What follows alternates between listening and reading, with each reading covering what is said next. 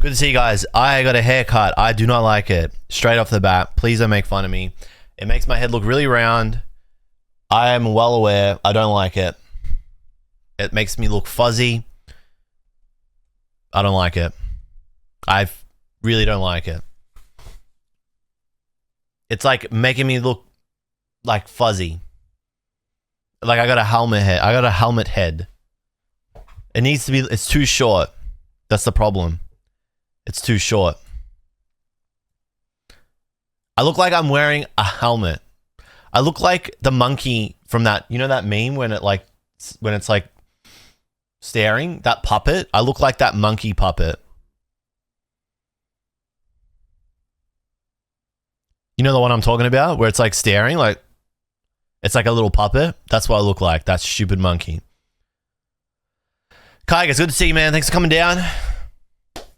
We love a consistent streamer. This is 1 week of sticking to a schedule and being consistent. It feels good. I'm not going to lie. I was starting to falter this morning when I woke up and I was like, you know what? I'm tired. And also, I don't want to show people my haircut, but I made a promise and through thick and thin, you know what I'm saying? So I'm here. Jake, good to see you, man. Darth Beam, what's happening? Augurs, Pocket is always good. Dude, I didn't even rip that many packs and I got like 4 sick cards, which I was very happy about. Patty G, how you going, Patty? You all good, bro? Send some love to Patty. Just send love and some energy to Patty. Tell Patty you love him. Reese, good to see you, Reese. Beanie, what's happening? Sanave, you good? Good to see you. Thanks for coming down. Feather Josh, as always, good to see you. Pleasure is all mine.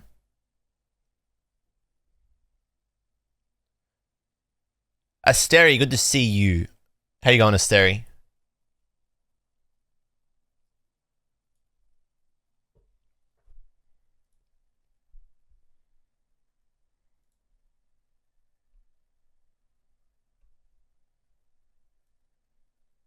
You good, Asteri? Yeah, I don't know. It's so fuzzy. It just looks so fuzzy. Like, it doesn't look like it's, I mean, because my hair is curly. I think it's just too short. Somebody said, why don't I go for the size anymore?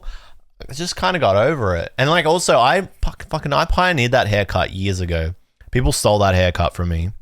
So I don't want to do it anymore. I am canceling that haircut. I'm not doing it. I did it first. But you guys didn't even know me back then. I was getting a low deeper feed before it was a thing. How you going, Zanga fam? Hey, good news, right? Check this out.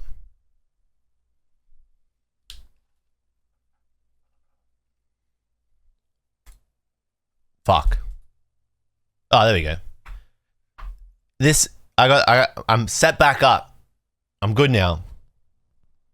I'm reset up. So I've got my card cam happening again. Face cam. I got an Elgato cam link. It works. Everything works. Nothing lags. No micro stutter. I feel good about it. I have a question. Actually, okay, so the reason why I was a little bit slow to get here, I was ready this time, I wasn't pooping this time, was because that Jesse and James card from Hidden Fates is worth money now, right? Have I missed the boat though? Is the question.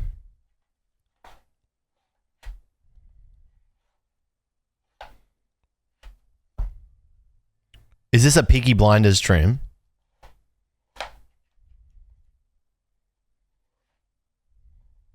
This is so random. What is that doing in there? You don't like this keyboard? I don't know. It's just a functional ducky one. It does the job. I like the keys. I also like using a numpad all the time. What's wrong with this? What? I'm not allowed to have a black keyboard? That keyboard has seen things? What do you mean? It's not even that dirty. What? What? It's not even, hasn't even seen some things. Does this look that dirty? You reckon?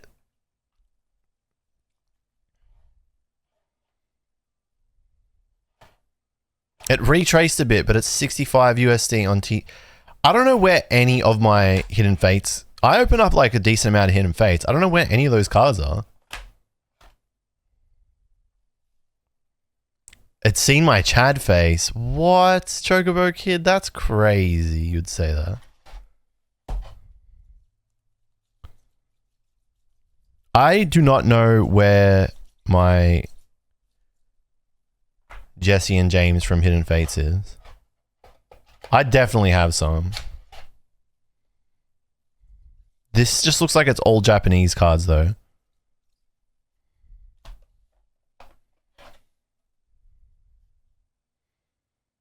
It's a ducky one.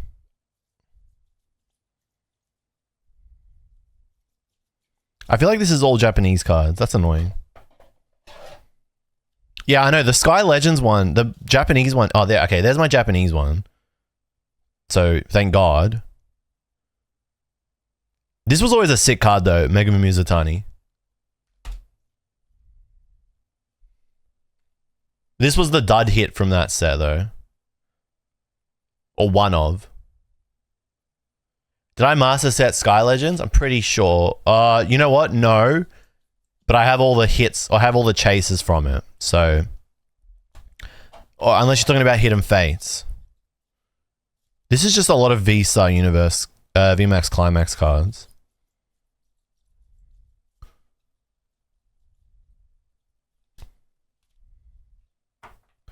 The Peaky... Yeah, I was going to say, I feel like the old haircut was the Peaky Blinders trim. I do not need to buy any boxes of Sky Legends. Thank you, though.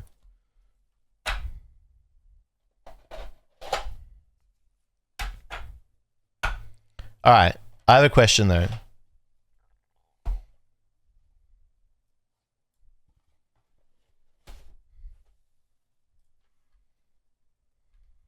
I can't believe you guys are hating on my keyboard. What am I supposed to do? Just clean it? Or is it a bad keyboard? Is this not a good keyboard anymore? This was an expensive keyboard when I bought it. I would have paid it like at least $150 for it. I probably just got to sit there and just like pull all the keys out and then give it a good clean, right? The switches I can't remember, but they're the switch that I like. That's why I got it.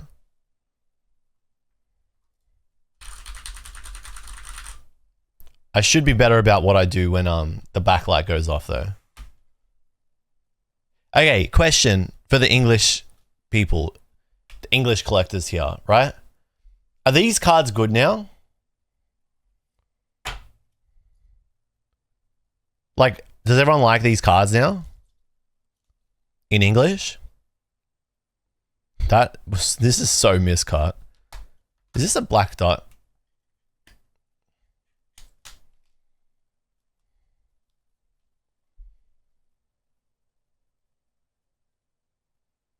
Are you meant to be able to see a black dot on these?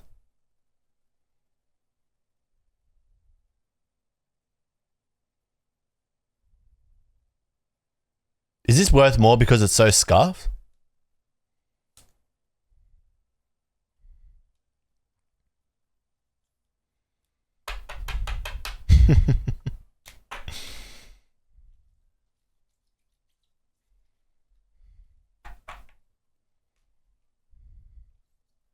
Oh, I do have one. Let's go. I knew it. I think it's the only full art I pulled from Hidden Fates.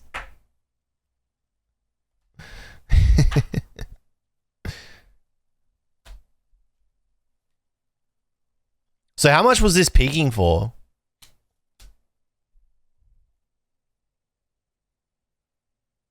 That's a PSA 10. That's a PSA 10 if I ever saw one. Dude, this is a PSA 10.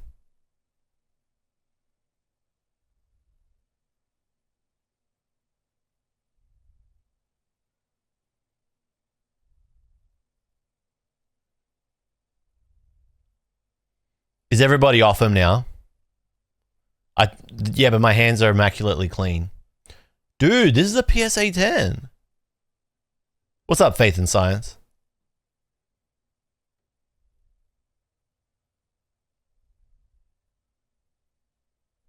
Dude, this is a PSA 10. Tell me this isn't.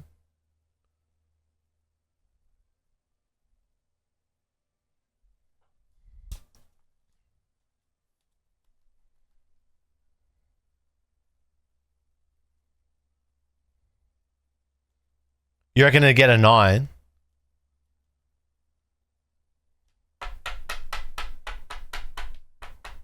You sold your English one in a PSA 10 in the last boom. Grim.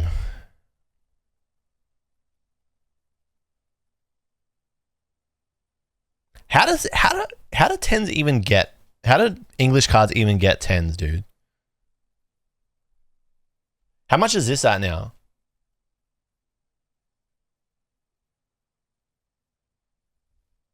This is a PSA 10.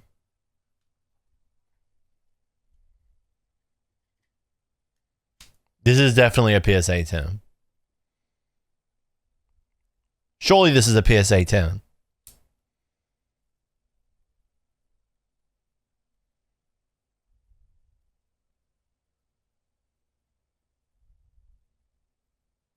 How is this only 60 USD? What the fuck?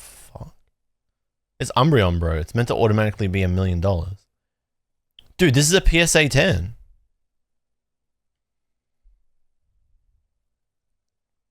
It's not off-centered. This is perfectly centered. What are you talking about?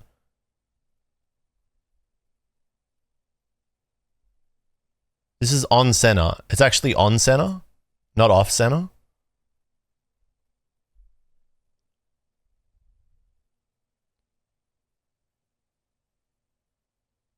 Yeah, but I can't be bothered sending cards. I'd rather just sell them raw. I can't be bothered selling cards.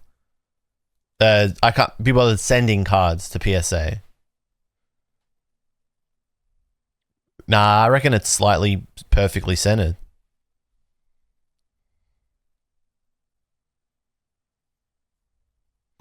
How you going, Formula? Where's James Sunderland? Why am I seeing cards? Because I was looking for Jesse and James. Hang on, I gotta turn the aircon on. It's actually getting hot in here. Give me a second.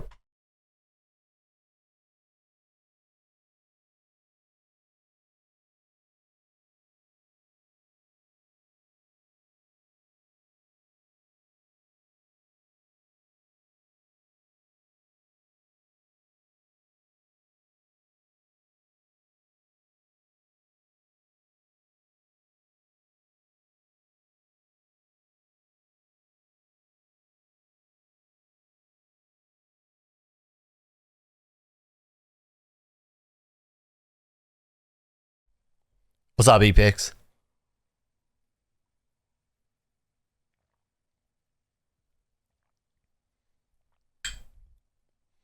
Does anybody actually, like, in the chat actively send cards to PSA, English cards?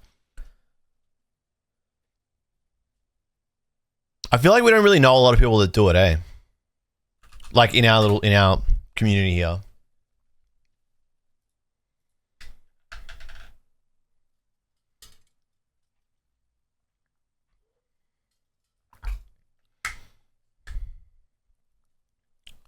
Big money maker.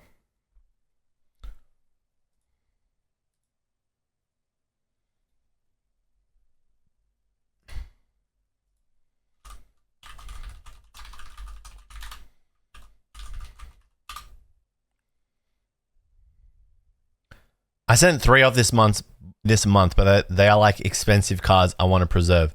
Which cards were they?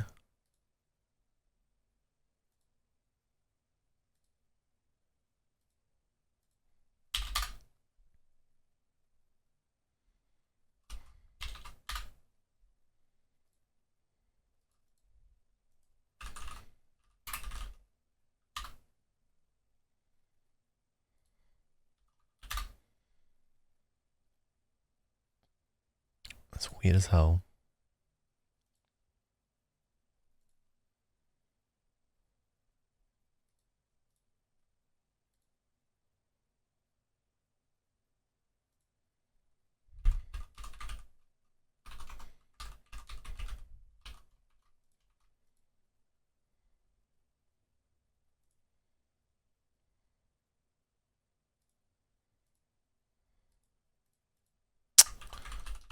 Damn.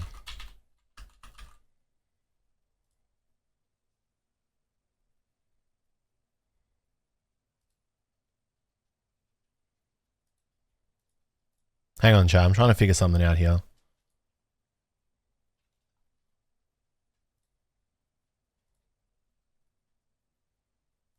Here we go. All right, I figured it out.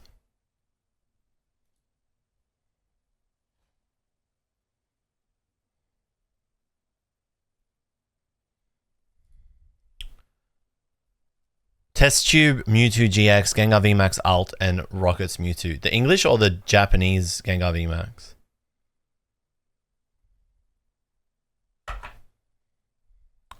Okay, so a few people asked about this and I didn't show it and I'm stupid. What's new? But, Kai, I guess I'm pretty sure you were asking about this.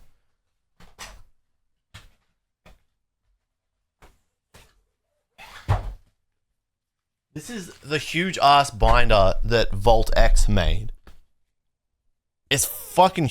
I shouldn't swear because I'm holding a Volt X here. It's huge. Look how big this thing is.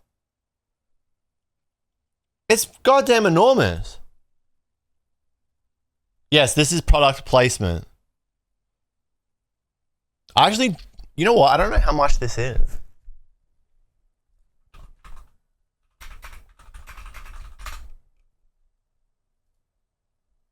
I'm pretty sure you can only buy this in America.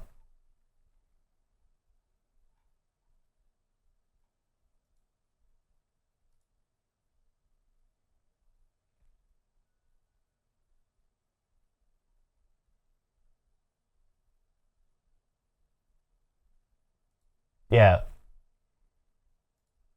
It's America only. 43 pounds. This thing is enormous.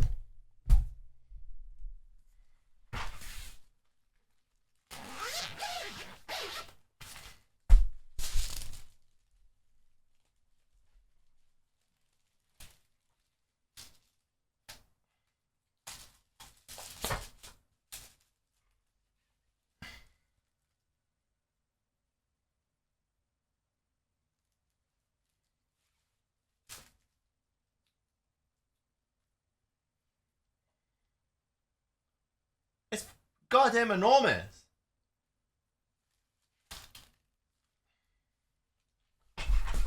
Well, I figure you can put Terrestrial Festival in that and it'll be alright.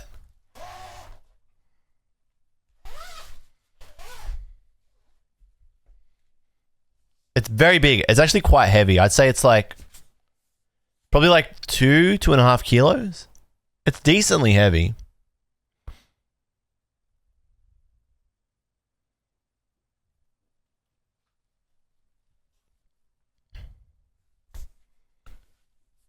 I've seen some reviews say that people said it puts too much stress on the spine when filled with cards and the zipper. It can fit 1,088 cards. Yeah, I can see it potentially having a bit of an effect on the cards that you put in it because it's so big and the weight distribution maybe changes, but I mean, I haven't filled it, so I wouldn't know yet.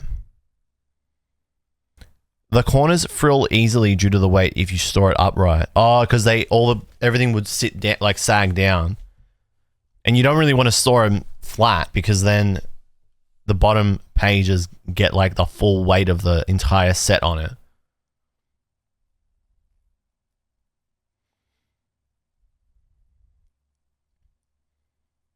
Should have 2 spines and open it from the middle. Huh? Well, I'm like, so it's like,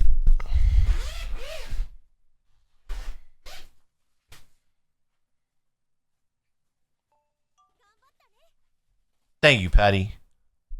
Patty, peace, man. Don't stress, dude. You're good.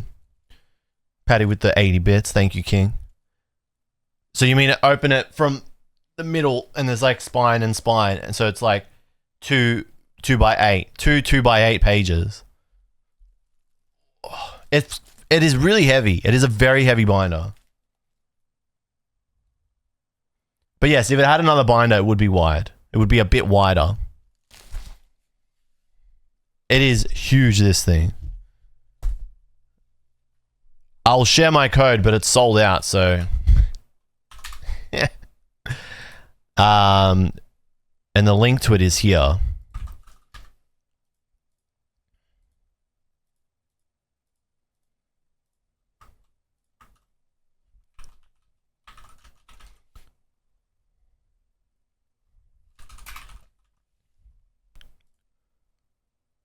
That is the Pokédex binder, Murray.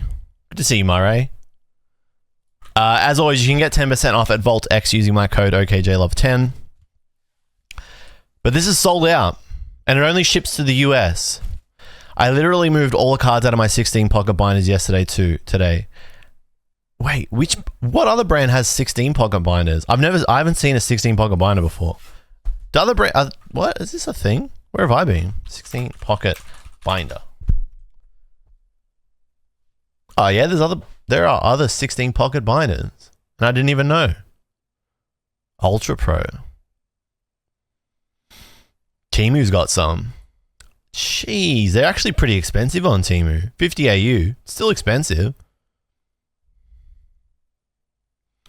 Well, the problem with lying your binders flat is that you put all that pressure on the bottom pages.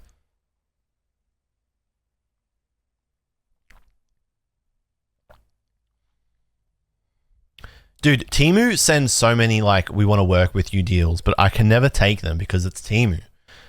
And, like, I can't make a whole video about Temu. No one's going to want to watch that. But I always want to try them out. I've never ever tried Temu products.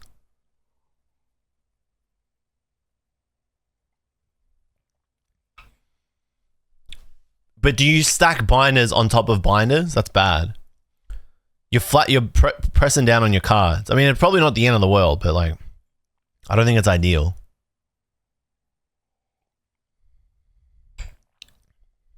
Is Blendy in the chat?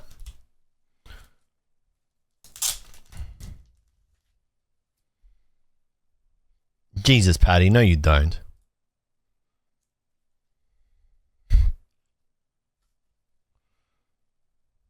I found this stack of cards that Blendy gifted me ages ago. The Pikachu's a good shout. I think lying all your binders down flat is bad.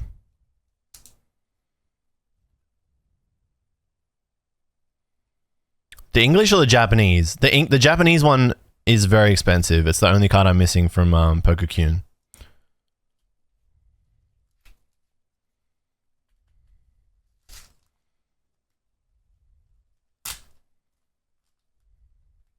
My phone almost made me pay $150 to this to what?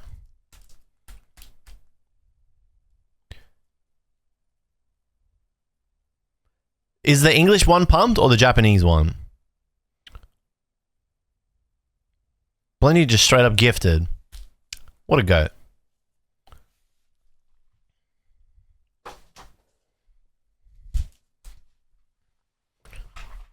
What did you almost get scanned by apples? The English?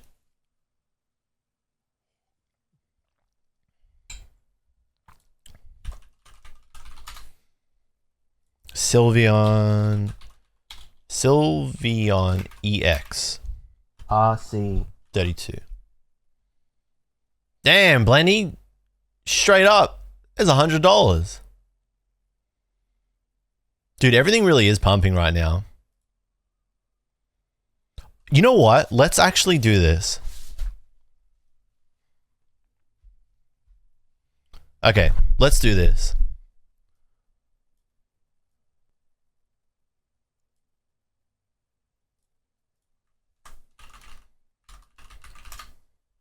Because I actually do want to watch this. And you know what? Why not just watch it now? You know what I'm saying?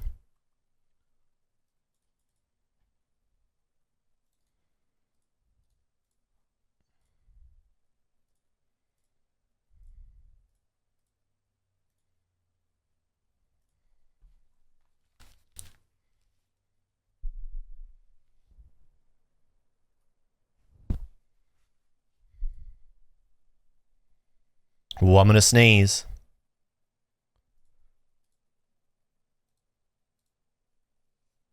No, I'm not.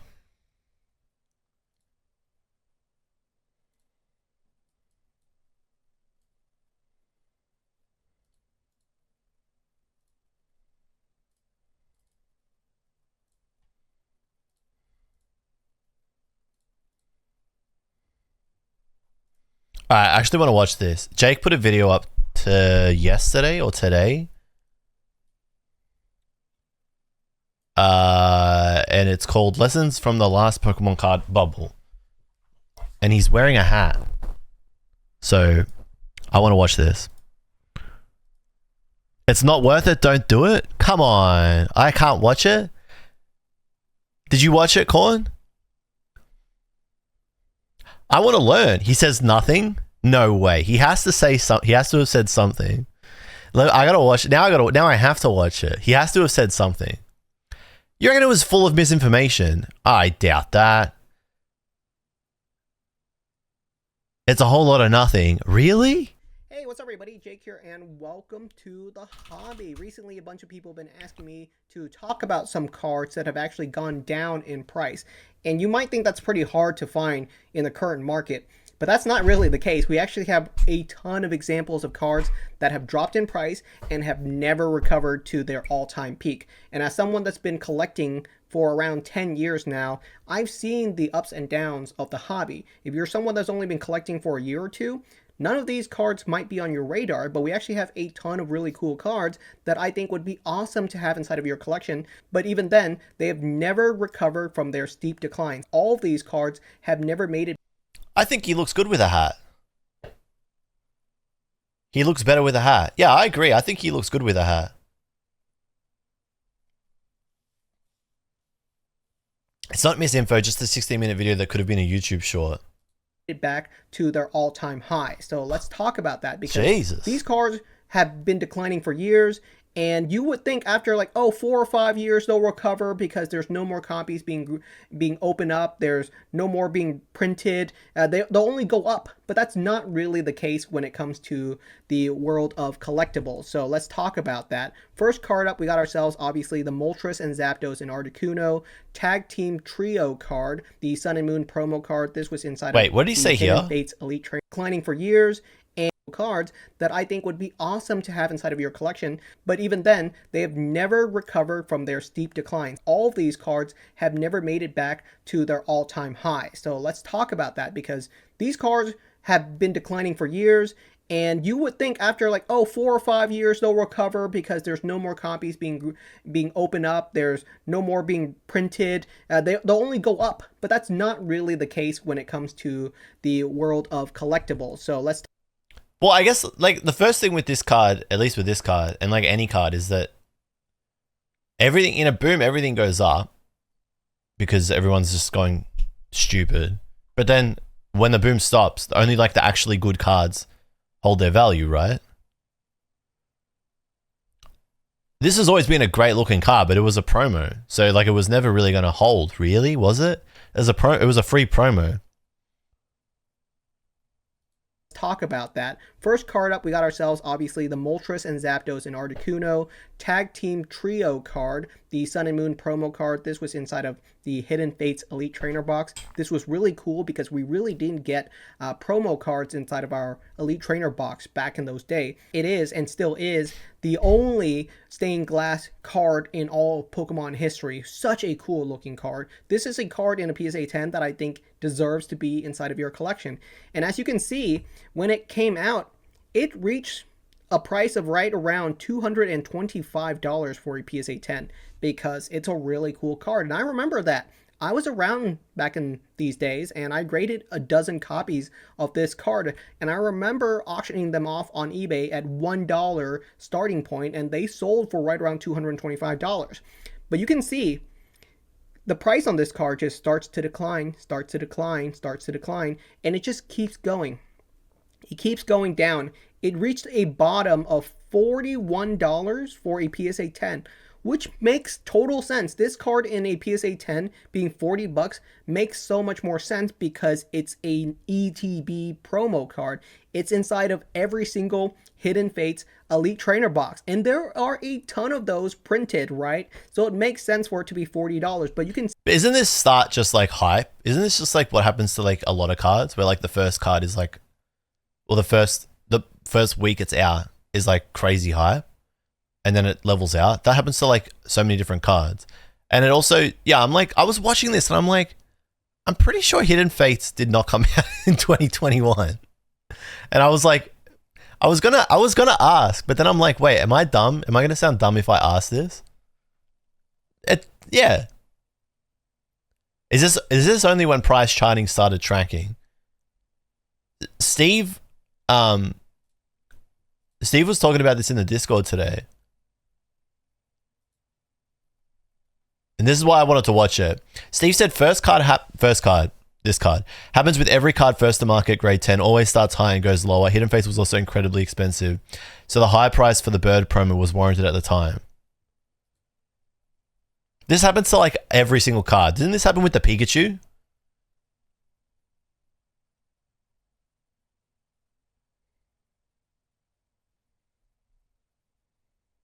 That chart doesn't start at 2021.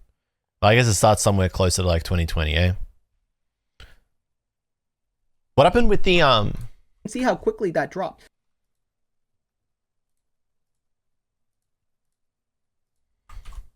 how do we use price charting as well? I guess we should use price charting, right? Pikachu EX PSA 10. Do I type PSA 10? No, I just type Pikachu EX. Alright, so I type Pikachu EX. Does anyone know what the code is on it? Pikachu EX.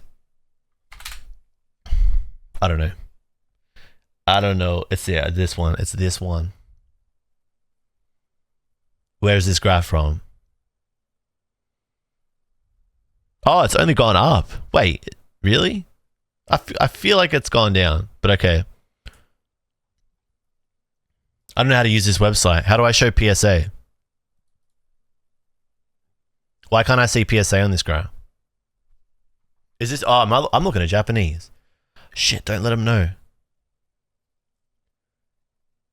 Don't let him know. Don't let him know the Japanese one's cheaper. Don't let him know. Don't let him know. Here we go. Again, why can't I see PSA? All. This website sucks.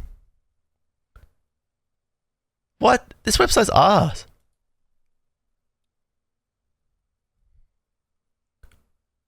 I think price charting's bad for everything. Does it actually... Where does it even grab its data from? Is there another one like Polkadata.io?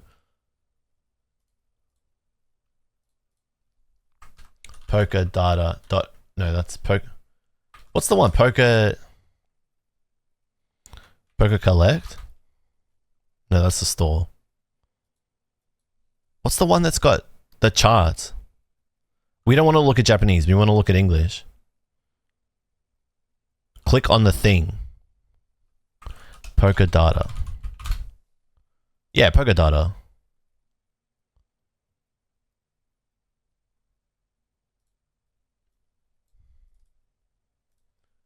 Pikachu EX. What is it? 232? 238. Is this one going to tell me to log in or tell me to get an account? Do I have a sign in? I don't have a sign in. Oh, why do you guys do this? I'm not logged in. I don't know what my account is.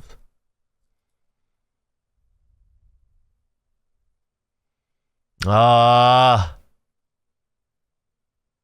over it. All right, Jake. It wasn't an overnight drop. This card stayed at $225 for what appears to be most of 2021. For pretty much all of 2021, this card was a $200 card all day long. But then it starts declining, and month over month, it just keeps dropping and dropping. It still has never recovered to its all-time high.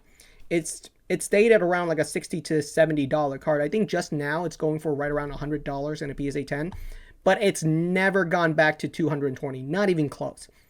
If you bought this card at 220 bucks, and many collectors did, because it stayed at that price for 8 months out of the year in 2021, many collectors bought copies of this card at 220 bucks. If you bought that card at $220, you might actually be stupid. I'm sorry. Like, there's so many better cards you could... What? If you bought this card at $220, you might actually be stupid. He should say that. Is he going to say it? They've never recovered. And that's just one example. It's a promo, 220 bucks in 2021. Many collectors bought copies of this card at 220 bucks. They've never recovered. And that's just one example. It's a promo card. So let's talk about some cards that are in... He should call them stupid.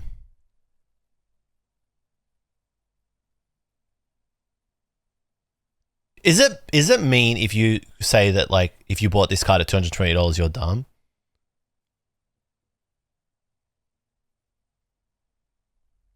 Okay. It's mean? Why is it mean?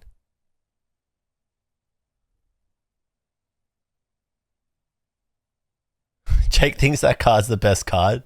Brings it up every 3 videos. Does he really? We've all made bad purchases. Yeah, but like my bad purchase is like PSA 9 copycat, Japanese. Like that's probably my worst purchase. And even then it wasn't even that bad. But it was bad. Because I didn't think it was ever coming back down. But like Japanese copycat PSA 9 is better than PSA 10 stained glass promo.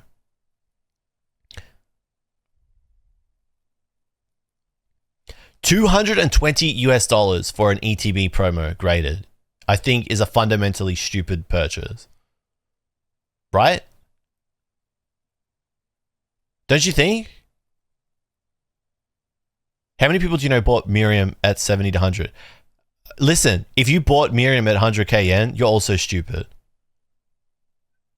If you bought Iono at 100k yen, you're also stupid, but not as stupid as the Miriam purchase.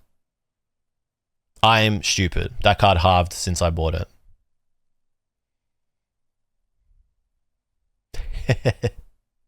But that's different because that's a chase card and it's one of the best trainers, as in like most played trainers in the TCG. This is a stained glass bird promo, free promo from an ETB. No, it is different. It's not different because it happened to me. It actually is fundamentally different. Is it still a bad purchase? Yes. But is it a stupid purchase? No. I think buying a PSA 10 ETB promo, PSA 10, is a stupid purchase. I sound like SM Pratt? Really? Why? There actually is a fundamental difference between the two. Like, if you're buying an ETB promo, you got to think about that. That is a card that every single ETB that is sold has in it. So, you know that there are like thousands upon thousands of those cards. So you need to you need to compare the PSA 10 price of that card to other PSA 10 cards out there and ask yourself, is this card as rare or as valuable or coveted as these other cards? Now, if you're talking about a raw copy, that's a different story. But because a raw copy, maybe you need it, like you need it for your collection, and like that's the price you're willing to pay. But I feel like if you're purchasing a PSA 10 copy, you're buying it because you want a perfect copy. More likely than not because you want it to be worth more in the future. So you're buying a certified perfect copy. Otherwise, you would just buy a raw copy. So the value of it is coming into it a little bit. And so if you're buying an ETB promo for projected value in the future, I think you're making a clinical error. Now, where it becomes different is if it's like a Pokemon Center promo, because we know that those are more limited. We know that there's people that are just sitting on sealed ones of those. So wild Pokemon Center singles in the wild are like rarer. There are fewer of them. But this is like a mass-produced card. And then when you compare it to the Iono, okay, yeah, it was still a bad purchase, but I wouldn't say it's stupid. I would say it was a a miscalculation. I didn't think that it was going to get that much cheaper given the card, given what it does in the game, given how Japanese collectors treat full art trainer cards, waifu cards, let alone SARs. I didn't think the reprints, and that was my mistake as well, in 2023, we're going to smash the living crap out of Scarlet Violet Japanese as hard as they did, and now I know. There's a misread, but I think just buying a ETB, so like, compared to an ETB promo, it's a bit worse. But it's difficult for me to make that argument because I'm comparing my personal decision to this one that I'm calling dumb. And so like, it's like, oh, well, of course you don't want to look dumb. So of course you're not going to say it's dumb. But I think you can agree that it's different. Oh, true. Miriam was all but guaranteed. True. All right, let's see his next card. Inside of sets. Next card up, we got ourselves the Lily Full Art Trainer card from Ultra Prism. This is the big chase card from Ultra Prism. Super cool card. Some people might say this is like one of the best Full Art Trainer cards ever created. It is a super gorgeous and vibrant looking Full Art Trainer card. Naoki Saito hit it out of the park when he drew this card. Amazing looking card. But you can see at a certain point in 2023, which wasn't even that long ago. 2023 was a year and a half ago, guys. This card was going for as much as $2,700 in a PSA 10 copy. And this card is just mirroring what happened in Japan, though, because this is literally the Japanese full art trainer chart, right? In June of 2023. There is no more copies of this card being added to the market. Ultra Prism is heavily out of print by the point of June 2023. No more copies of this card being added. Maybe a copy here or there that's being graded still, but that's it. The market is set. But you can see once it's reached $2,700, in the period of 2 months, from June to August, this card dropped from $2,700 in a PSA 10 copy all the way down to $1,200, and it never recovered. It just stayed at $1,200 all day long. It never ever recovered. It's still going for right around that price today. So here's an example of a card that you might think, oh, well, it's an awesome card. Everyone wants it. It's a great card. If you're a Full Art Trainer card collector, this is one of your holy grails. But you would think this card would only ever go up. But here's an example of it just tanking for whatever reason. And you might think, well, what is the reason? And the reason is collectibles are volatile. That's really it. They're kind of like hot potatoes. If you're holding on to this card and you know that it's declining by $50 every single day that you're holding on to it, you're going to sell it as quickly as possible because that's nuclear, right? It's losing $50 every single day. I think the only error with this video is that he called it lessons from the last Pokemon card bubble. If he'd called it like, why you need to be careful stuffing around with speculative assets, probably it'd be a better for it. Because like, if anything, this is just an example of like if you look at this Lily, right, when Japanese full art trainers were pumping and were like heaving the way they were in Japan, I think it was not unwarranted to think that it was going to, well, it was going to crash, like, or it was going to come down, right? But it wasn't unwarranted to think that when it did settle, they were still going to be really high. If the cards were like out of print, like Sun and Moon and stuff, right?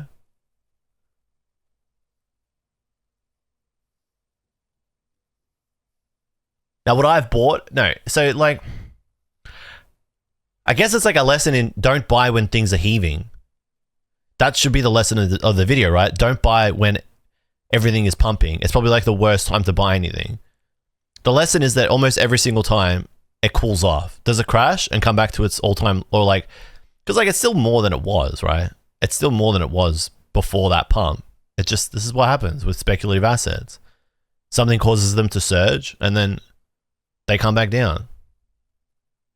But they're a little bit higher off than what they were before, as long as they're still interested in the IP. Yeah, like a lot of Friends was like ridiculously expensive.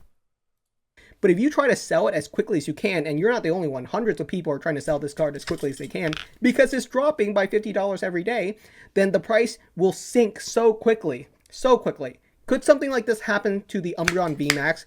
Could it start tanking by $50 a day? It absolutely could. Don't think that this can't happen because all of these cards are arguably top level chase cards that are super awesome to have inside of your collection. Let's look at another one. We got ourselves the Pikachu V Max from Vivid Voltage. This card on release was going for right around $1,200 in a PSA 10 copy. People love this card. Vivid Voltage was a very hyped set, sold out for months.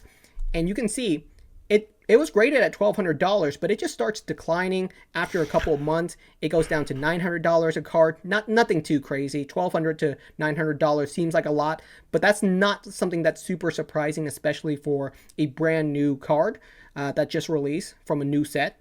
But you can see it just keeps declining. It keeps declining and declining and declining month after month after month. It never goes up. It never ever goes up. It just keeps going down and down and down. And at this point, like... Yeah, like a lot of... For some reason, Vivid Voltage ETBs just started appearing in Australia a few weeks ago. Yeah, I think, Risa, that's right. Like, people just don't have interest in this card now.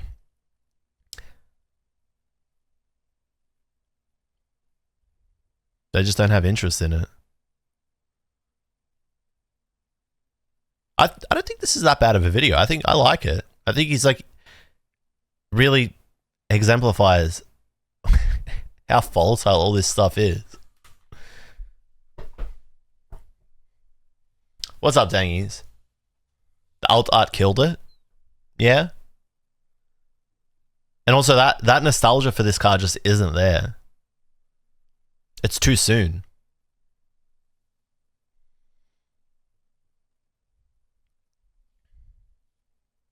Really, like, it's going for like $200 in a PSA 10 copy, and it's still right around that price. I think it might have gone up to like $300 in a PSA 10, but it's never recovered from its initial release price. Never ever, not even close. If you bought it even a year after release, you're down a ton of value on this card because it's never recovered. And people like to throw out all kinds of reasons, and their reasons aren't wrong. They'll say stuff like, oh, Vivid Voltage was not a good set. That's why this card dropped in value. And we can say that now. Compared to modern sets, Vivid Voltage is clearly lacking in illustration rares and alt art cards. But we can only say that now. We couldn't say that when Vivid Voltage was released. Vivid Voltage was an S tier set on release. It just so happens that so many other great sets came out after it that it just keeps getting dumped down and down and down in terms of tier of how good of a set it is. And guys, in 5 years' time, we're adding 30 new sets. It's actually criminal that... I was thinking about this the other day. It was actually criminal that in 2020, no Sword and Shield set had alternate arts, and it took them till 2021 to bring them back. It was criminal. They were in the Sun and Moon era for at least 2 years, 2018 and 2019. And then in 2020, they just took them out. What's up, Call Me Magic? How you going?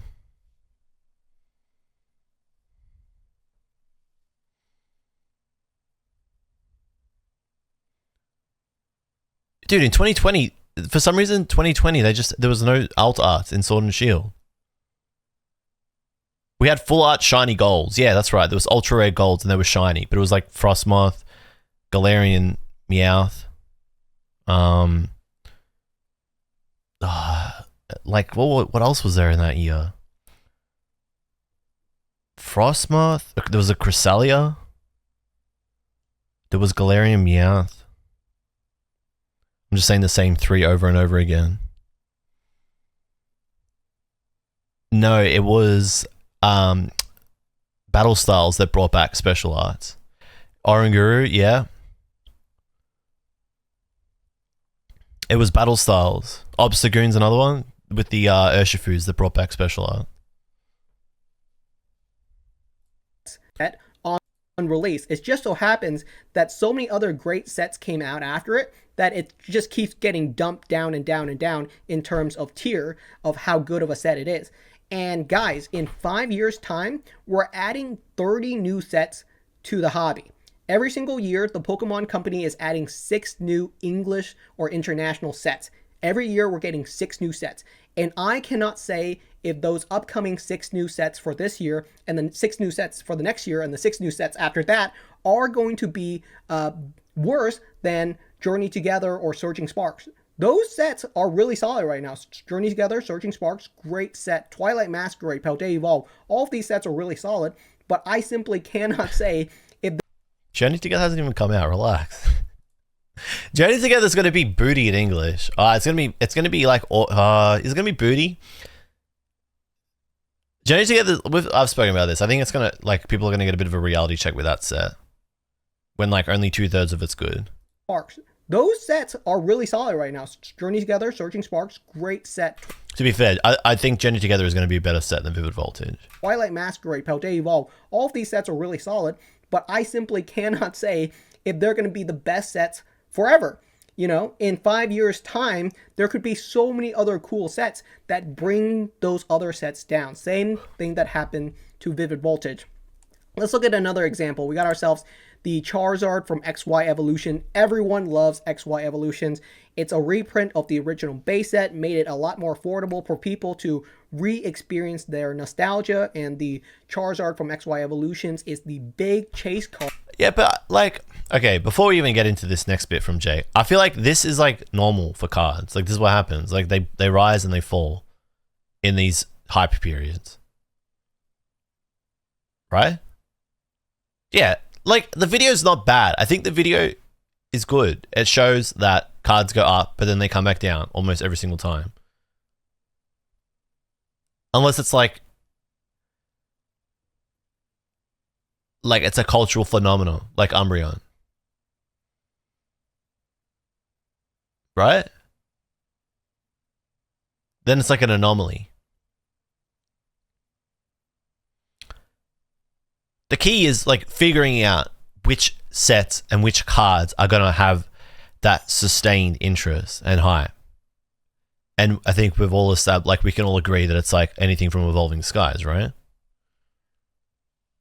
No, I wouldn't say it's simply supply and demand. No, collectibles operate a bit differently to just simple supply and demand. It comes down to popularity as well. And like, the Charizard from Evolutions just isn't that cool of a card. It's just Charizard again. Card from XY Evolution. Super cool card. No, popularity in collectibles operates outside of traditional, like the traditional definition of demand, I think. Like, to call popularity simply demand is just watering it down.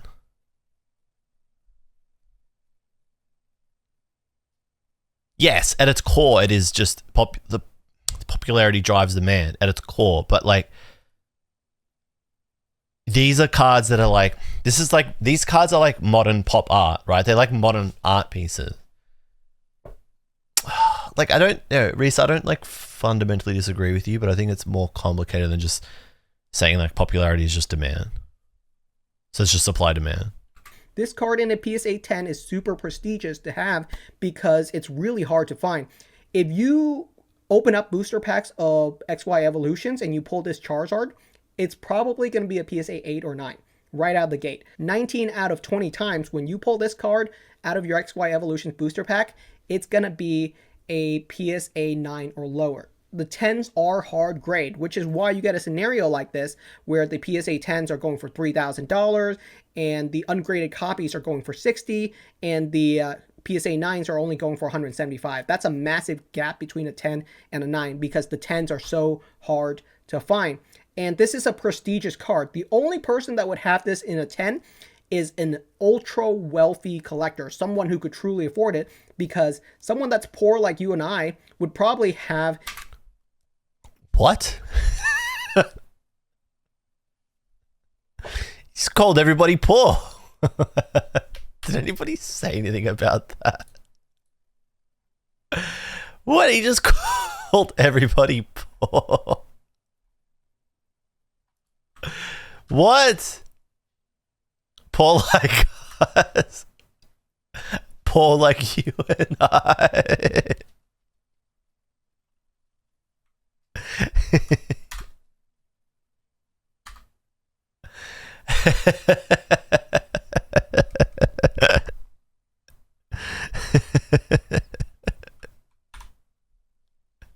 I love how he just called everybody like that.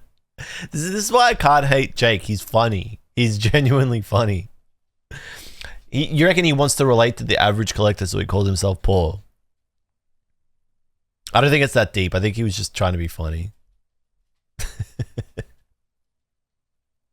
Collector, someone who could truly afford it, because someone that's poor like you and I would probably have an ungraded or 9. I still have a 9 copy of this card, never got a 10, and I probably never will because I can't afford a 10. I can't afford to spend $3,000 on this Charizard card. It's just... No, can't justify. The word is justify.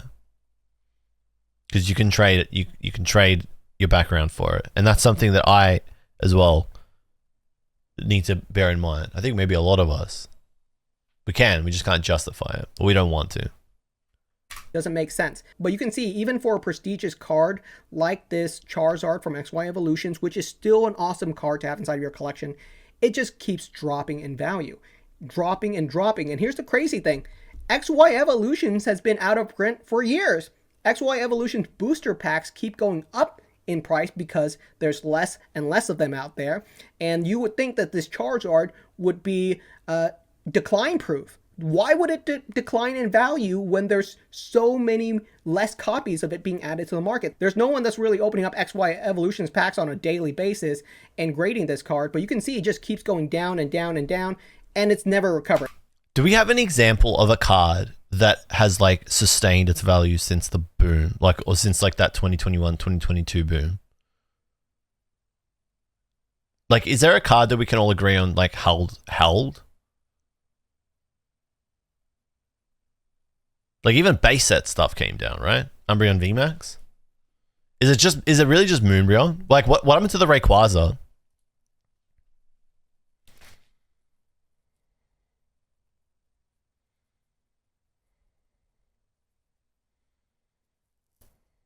Yeah, like a set card.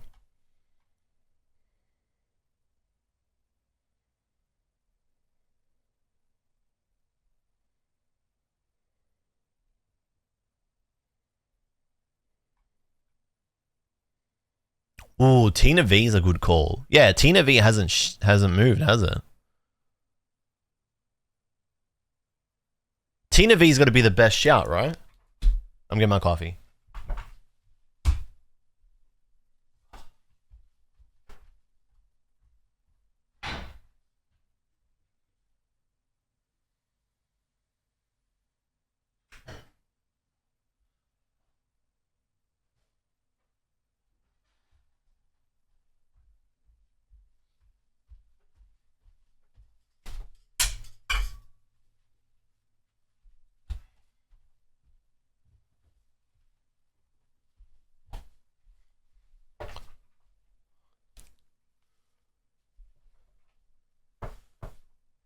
Do I have a Tina? No.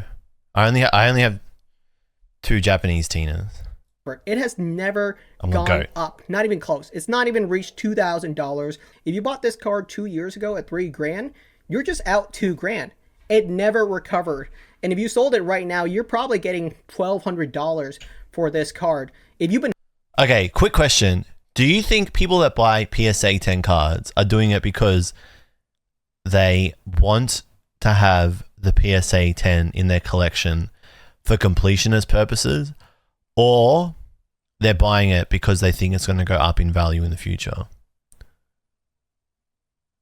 You can only pick between those 2 options.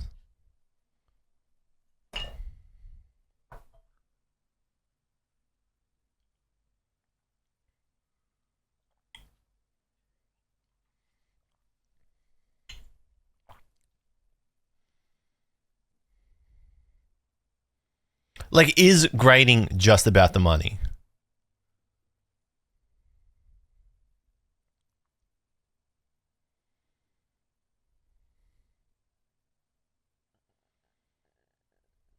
Because, like, I think about cards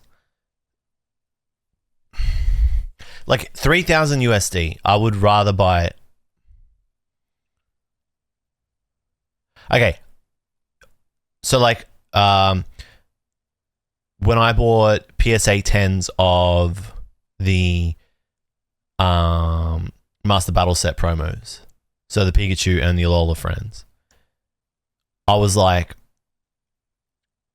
the gap between a raw and a PSA 10 is low enough or small enough that I'd rather just get the 10 and know that my copy is perfect forever.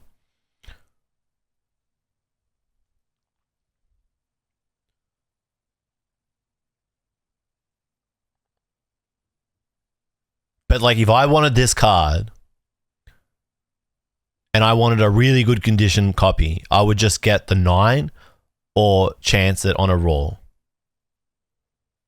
So like, I guess it varies from card to card.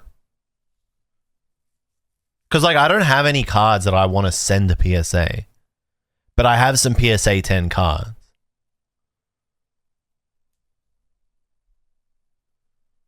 I think it also varies on the card. Like, it depends on the card as well. Like,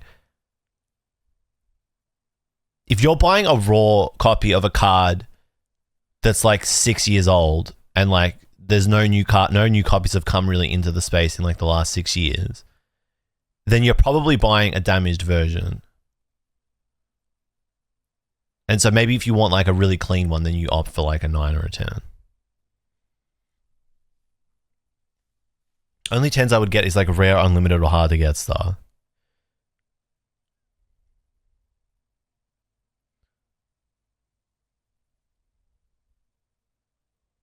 I do like slabs, as you can like the other time I get 10s is what pretty much the only time that I will buy 10s is when the gap between a raw and a 10 is so low that I'm like, why not just get the 10?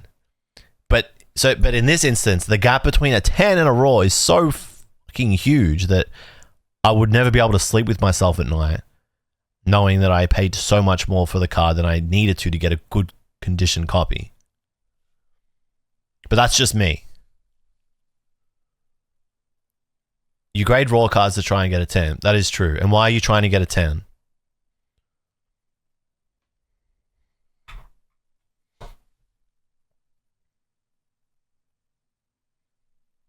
That's what I'm saying. Like, if I wanted this, I'd get a 9 and be satisfied.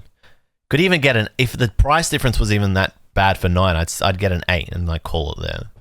But even then with an 8, you're better off. Yeah, but like with an 8, are you better off just getting a raw then? I don't know. Maybe this card's an anomaly because of that, Asteri. Been holding it for the last 4 years, and you bought it at $3,600. Yeah, you're just out like 60% of your value. This card has not gone up a dime, even though it's a super cool card, and the sealed products of it keeps getting less and less and less. All right, now let's look at a really expensive card. We got ourselves a very prestigious, one of the best holy grail. Oh, he spoke about Alola Friends. If you're someone that collects Full Art Trainer card, you know this card. It's the Alola Friends card. Adorable, awesome, one of the best Full Art Trainer cards they've ever printed. This texture pattern on this thing is insane. Like, one of the best texture patterns they've ever done for a Full Art Trainer card. And it was expensive pretty much right out of the gate. Right out of the gate, it was going for, $2,000, $3,000 for a PSA 10 copy. Apparently it stayed that way for quite a long time. But you can see, in July of 2023, this card was going for $7,000. And I remember talking to other collectors about this card, and I think it went for higher. I think this card went for over $10,000 during July. But it declined. It declined. It just kept declining. If you pick this card up in July for $7,000, you're out a ton of money because it's currently only going for right around like $3,000 in a PSA 10 copy. Yeah. Again, like,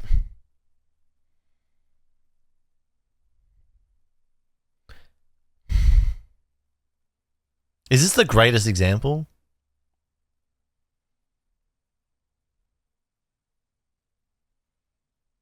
It's still like there was just like a lot of weird stuff happening in 2023 with Japanese cards. So like how many of those sales were like legit? I don't know. But there were like ridiculous. Yeah, there were ridiculous sales. But how many of those were real? How many of those sales were going through?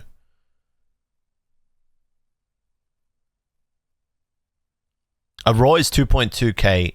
Geez, a Raw is still worth more than I paid for my 10. That's crazy. 2k ungraded versus 2.4k graded. How much is a PSA 10 now? I'm going to look.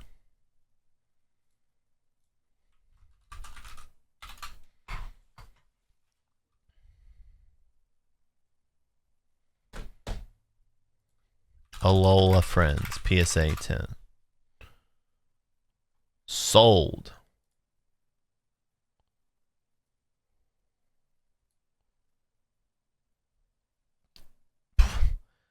$1,800 from China. Sus. Only because this is the kind of card where I'm worried about the slab being cracked. And some funny buggers going on with the card. I would never buy this card now as a PSA 10. Never. Also, did like the prevalence of the China, like did the release of the Chinese version impact this card? A little bit. A little variable that nobody really thought about.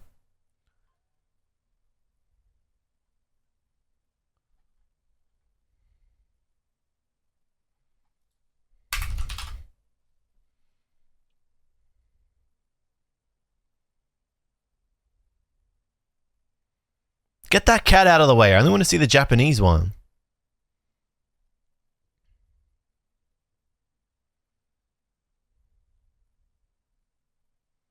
The simplified Chinese version is taking up all the space on this sold listings.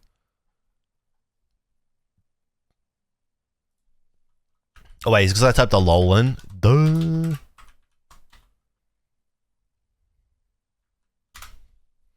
It's probably why. Here we go. $3 grand, $2 grand, 1,800. Oh, that was November. Oh, it's even again. Oh, it's so back. When do I buy the full art supporters from Tag Team All Stars that didn't come in English? You probably should have bought it before this month. Like September, October was probably the best time. Copy. And that's crazy, right? That shows how quickly the market can shift.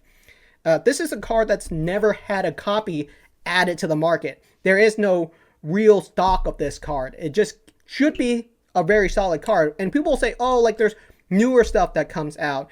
Didn't this card have a Chinese reprint? But yeah, but there's no more Japanese copies of this card. If you bought this card at $7 grand, are you selling it? Apparently so. Lots of people are still selling this card online, and you can see copies of it listed for, I think, right around $3,500 nowadays. So that's how quickly some of these cards can decline. Maybe the thing is that Jake's preaching to the choir with this video. Like, this is stuff that like most collectors already know. How long till Silent Hill 2? Once we finish this vid. Are the comments just people arguing with him?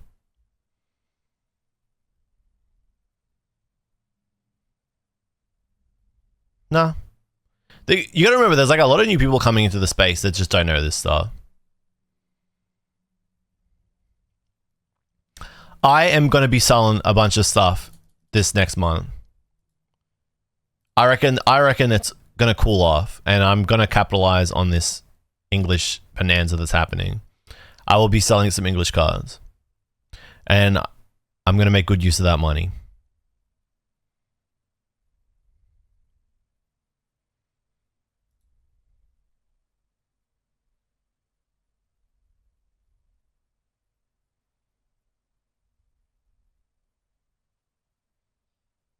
Now is like a terrible time to buy cards. Like, it's just such a bad time to buy any card. It's a great time to sell to people that are like bullish. I think it's a bad time to buy. If you bought this card at its peak, you've lost half your value. And this can happen to any card. For example, the Umbreon V Max. People think it's rock solid at $3 grand. Oh, it'll only go up. It has to hold its value, because why would anyone sell it? And people will sell it. People will sell it like a hot potato once it starts declining in value. There will come a point in time when the price on the Umbreon VMAX starts declining. And when the market smells blood in the water, they're going to start selling. Because if you're holding an Umbreon VMAX card in your hand and it's dropping by $50 every single day, and we've seen cards drop. I would not buy an Umbreon from Terrestrial Festival now. I think it's got a way to go because there's a reprint like right about to happen. Oh, do I think it's a good time to sell it? I think selling Umbreons is like the biggest. If you're happy with the price you get for it, sell it and be done with it. Umbreons are like an exception to like, they're just the biggest exception to anything. They're an exception to like standard practice. By values of $50 a day, like this Lily, right?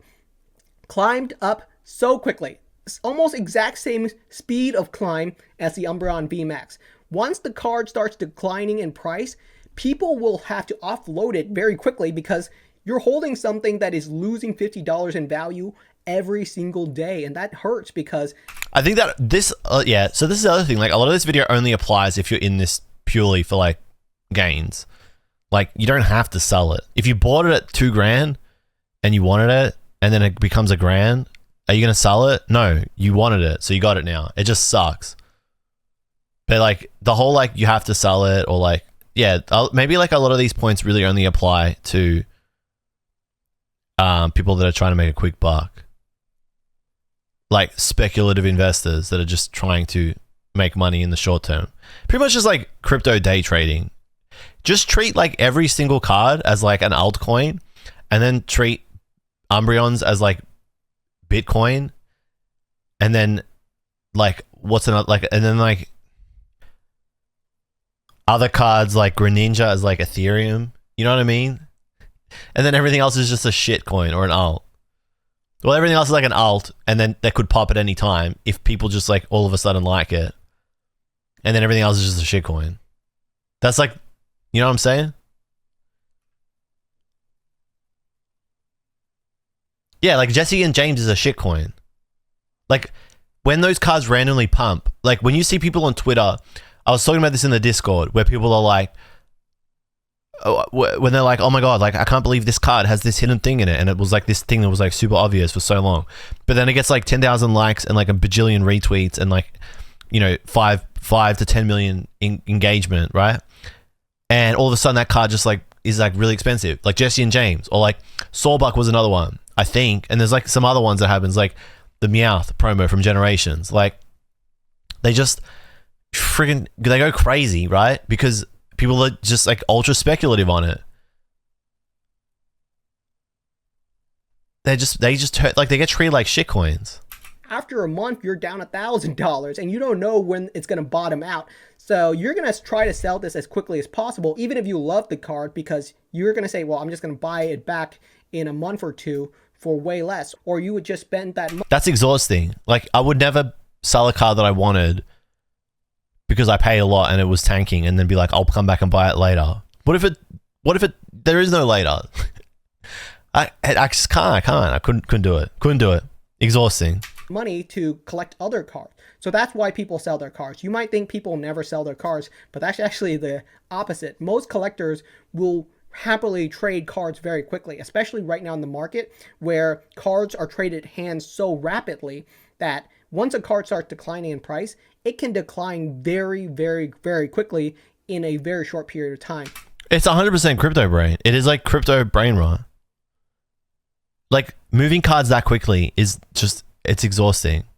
I know that people are going to be like, but it's fun. It's fine. Like, why are you being a hater? Like, it's just, it's like, why are you collecting? You're just collecting for money. That's going to be it's got to be exhausting. Deep down. If you're okay with that, that's fine. Like, you know, you shouldn't care what I think if that's you. I would rather die than sell my... Dude, I would rather die than sell my Dream League. I was looking at it the other day too. I was like, I am so glad I got that for what, 99? I paid like 9,000 yen. And I'm glad. We're at a period of time where cards' volatility have never been this high. Cards are rising and dropping in prices so quickly, and that's very risky. If I was a collector, which I am, I would not be picking up an Umbreon VMAX at $3,000.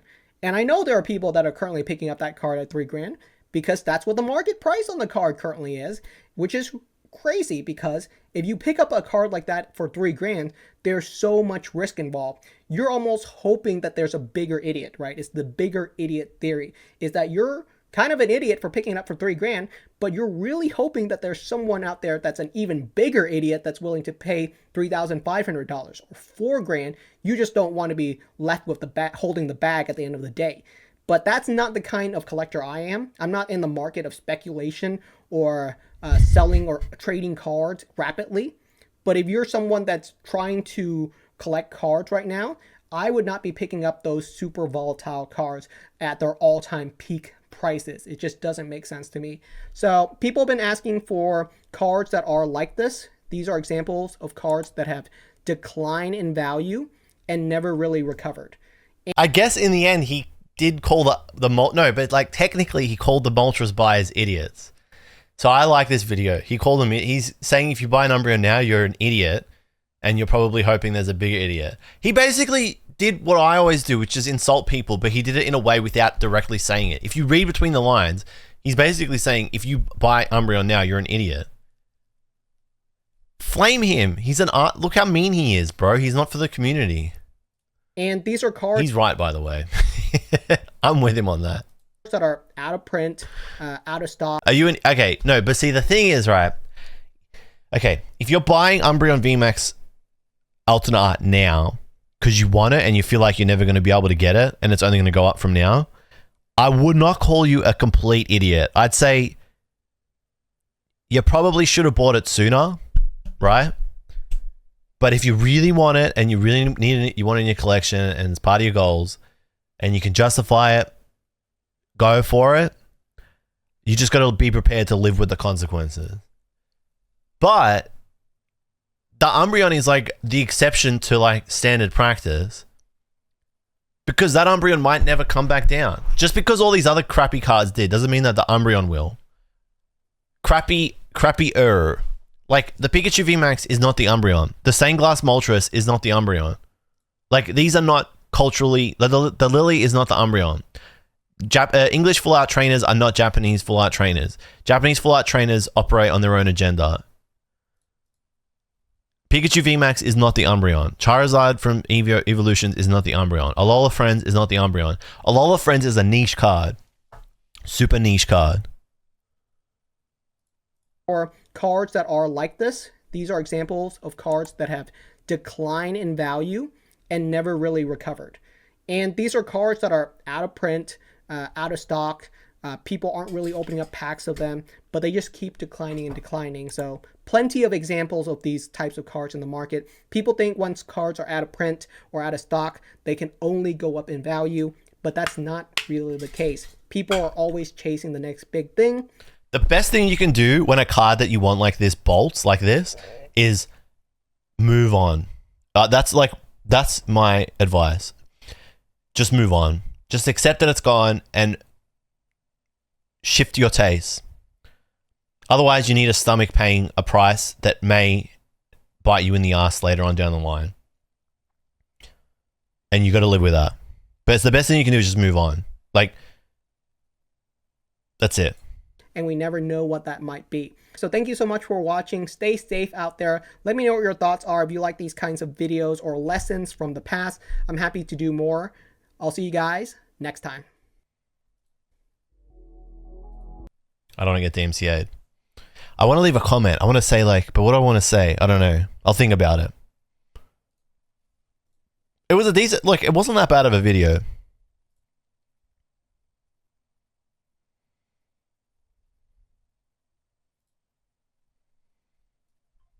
He's made worse videos.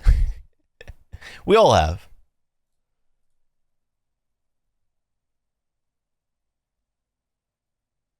Yeah, that's basically it. Like, if you want Umbreon and you're willing to pay $3,000 for it, buy it and then just do not worry about where the price goes. That's the best thing you can do.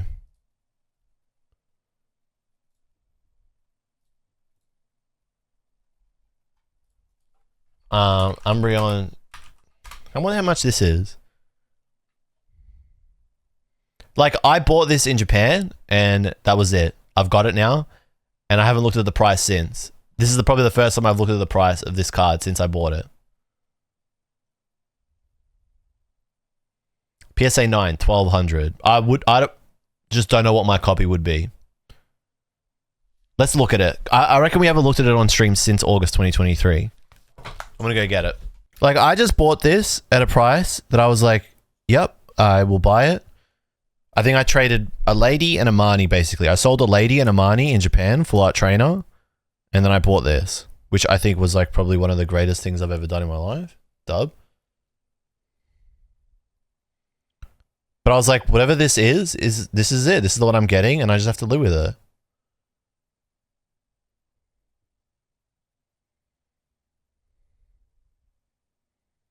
It's hard to gauge what this is.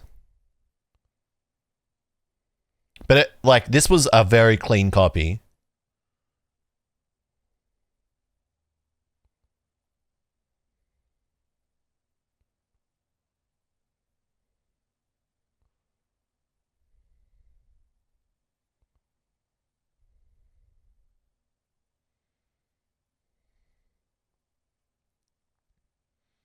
I think that's the biggest issue with it, is that at the bottom it's got like this tiny little dot.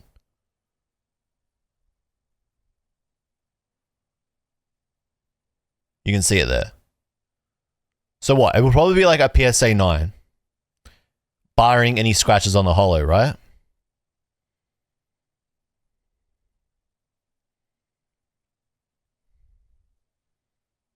For those of you that grade a lot, could it be a PSA 10 with that little white dot there?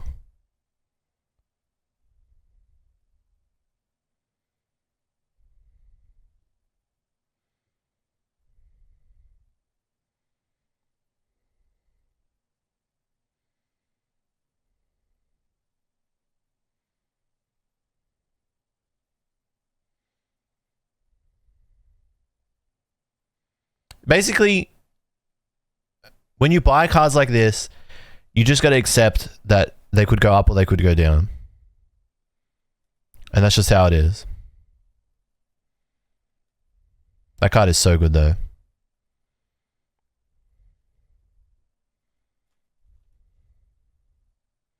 This is a binder of unsorted cards from Worlds 2023 that I really need to sort.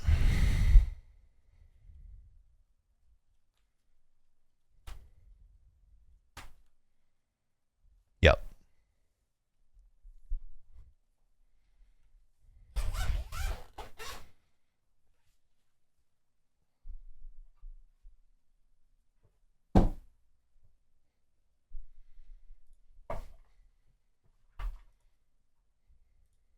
I don't know. I think Jake's video was decent, but it just probably should have just been like, why you should just buy cards and not care about whether they go up in value or not. Reason, because they almost always just go down and will fluctuate. And it's a head fuck. The end.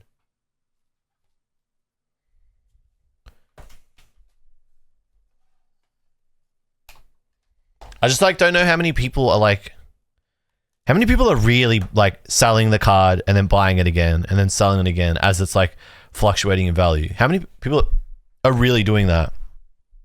You know?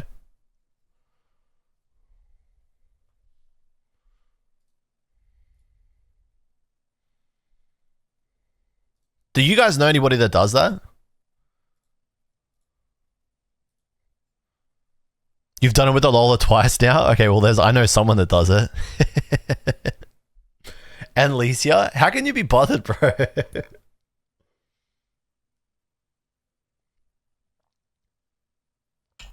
CBA, dude. Yeah, it's also not like a thing that happens a lot in Australia. I feel like in America it's easier or like more... It's like more likely to happen in the States because you have like more card shows and there's just like higher frequency of like collectors that are... Yeah, so it's like probably more of an America thing. Buy, trade, sell. Buy, trade, sell. I guess it's easy to do when you have like a lot more in-person events. Yeah, it's a bit more liquid. I think it's just harder to sell in Australia.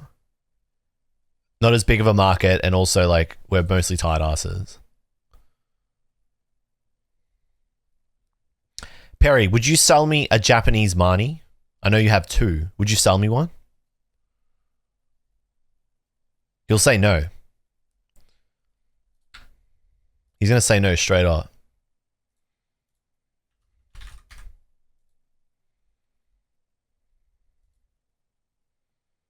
No, because they're both in 2 different master sets. I don't get it. K-Min doesn't have spares. He only has scuffed copies. It's so crazy why you won't sell them to me, dude. Why won't you help your friend? You could help your friend, but you refuse to. And you could also get money.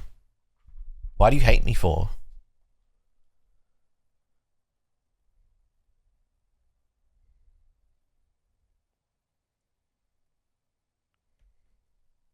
What did I do to you?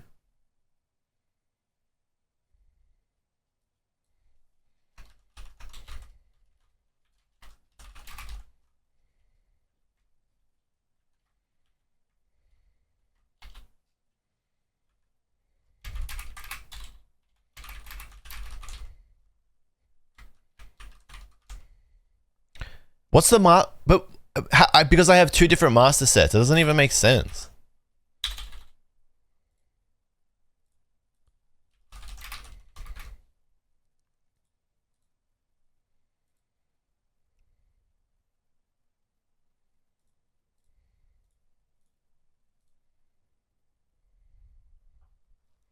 What are the 2 master sets? Oh yeah, Shield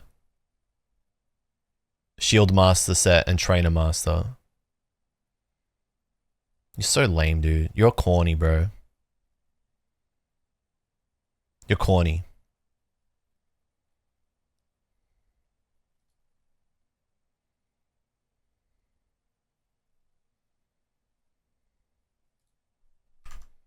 Dude, this is...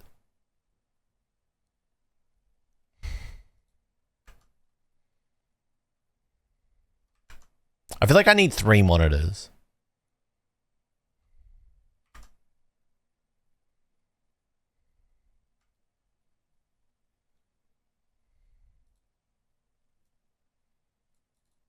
Toys are out the cart. They are.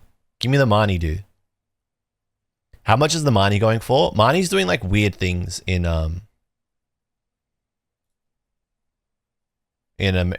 everywhere at the moment.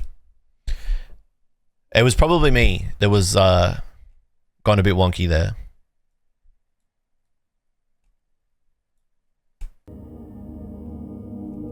Why is Battle Partners so expensive? I am sad. Well, it's a complex issue, you know? Japan's not really doing a whole lot to stop the backdooring. The US market pays more than the Japanese market does, so the Japanese are just like, cool, let's just like make way more money and sell it to the Americans. Everybody keeps facilitating the system, and like the machine keeps eating. They're all willingly contributing to it. End result, the end consumer gets the worst deal.